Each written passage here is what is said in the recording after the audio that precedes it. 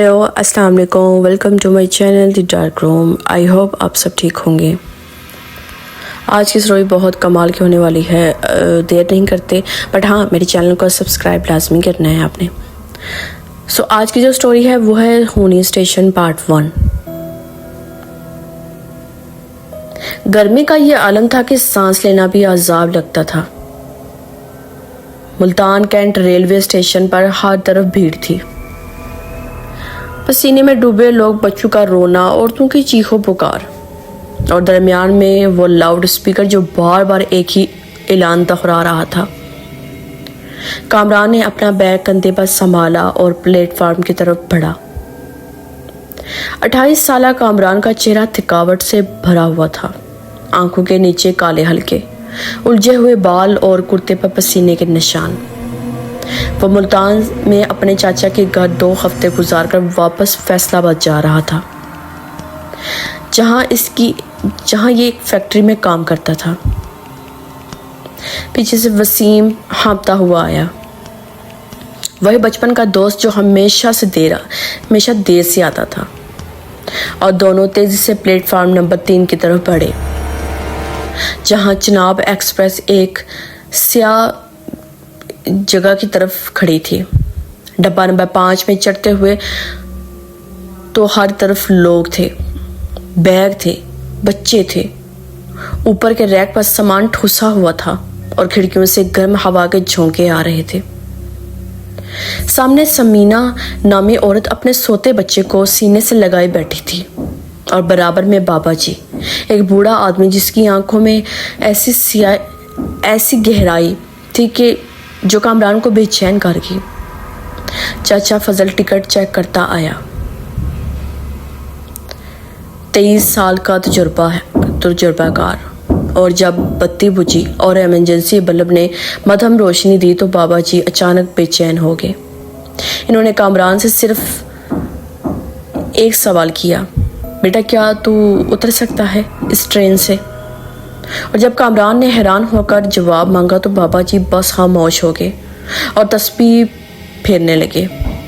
ठीक 10:35 पर चिनाब एक्सप्रेस लंबी सीटी मारी और मुल्तान की रोशनियां पीछे छोड़ गई।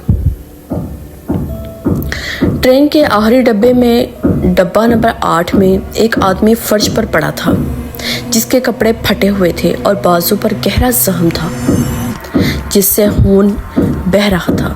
किसी ने ध्यान ना दिया, सब समझे नशे में थे।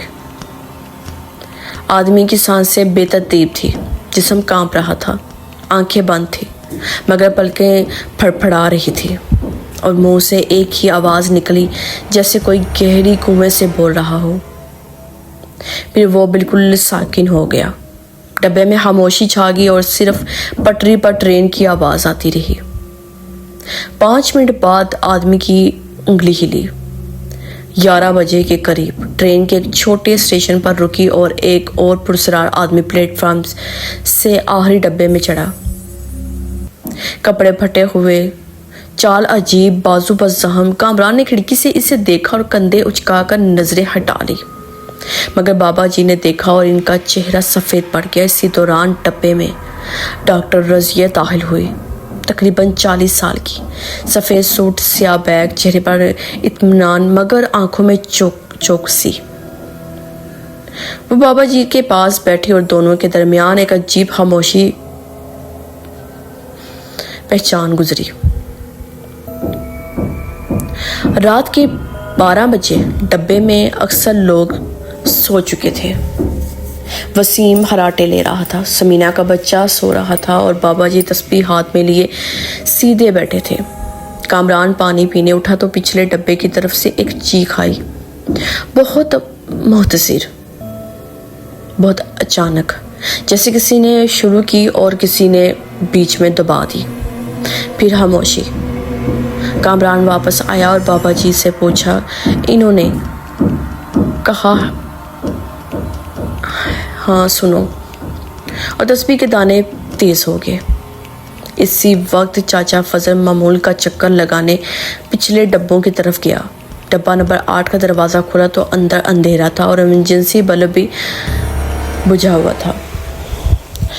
टार्च जलाई तो फर्श पर खून फैला हुआ था, काफी खून। स्याह अंधेरे में गहरा लाल कोने में एक आदमी लेटा था, बिल्कुल साकिन, और बराबर में एक और आदमी बैठा था, सर झुकाए। चाचा फजल ने आवाज दी। आदमी ने सर उठाया और टार्च का हाथ काम किया था।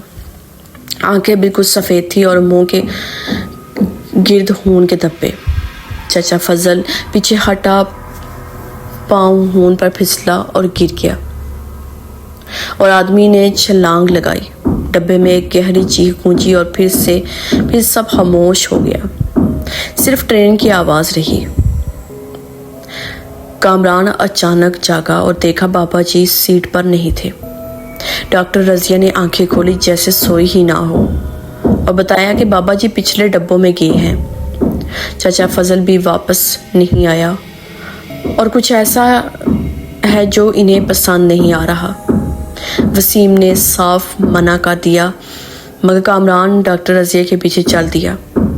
दोनों ने डब्बा नंबर 6 और 7 पार किए। साथ में एक नागवार बदबू थी, जैसे कुछ सड़ रहा हो, और डॉक्टर रज़िया ने डब्बा नंबर 8 की तरफ इशारा किया। अंदर दाखिल हुए तो गुप अंधेरा था। टार्च जली और फर्श पर बहुत ज़्यादा खून नज़र आया। कोने में वही आदमी बैठा था जो छोटे स्टेशन से चढ़ा था, चेहरा ऊपर उठा हुआ, आंखें बिल्कुल सफ़ेद, और हाथ में चाचा फजल की टार्च। मगर चाचा फजल कहीं नहीं था। आदमी ने सर घुमाया, मुंह खोला और गहरी अजीब सी आवाज़ निकाली। डॉक्टर रज़िया ने कामरान का बाजू पकड़ा। भागो! दोनों दरवाज़ा पटाख कर निकले और दौड़ते हुए डब्बे से गुजरने लगे। पीछे से दरवाजे खुलने की आवाज़ आई। ट्रेन फैसलाबाद की तरफ दौड़ती रही और होनी स्टेशन शुरू हो चुका था। सो आई होप आपको मेरी आज की स्टोरी होनी स्टेशन पार्ट 1 बहुत अच्छा लगा होगा। सो अगर आपको मेरी स्टोरी अच्छी लगी हो तो प्लीज़ मुझे कमेंट में लाजमी बताइएगा। इंशाल्लाह मैं ऐसी ज़बरदस्त हॉरर स्टोरी के साथ दोबारा हाज़िर होंगी, पार्ट 2 के साथ दोबारा हाज़िर होंगी। अपनी ढेर सारी दुआओं में जी याद रखिएगा। अल्लाह हाफिज़।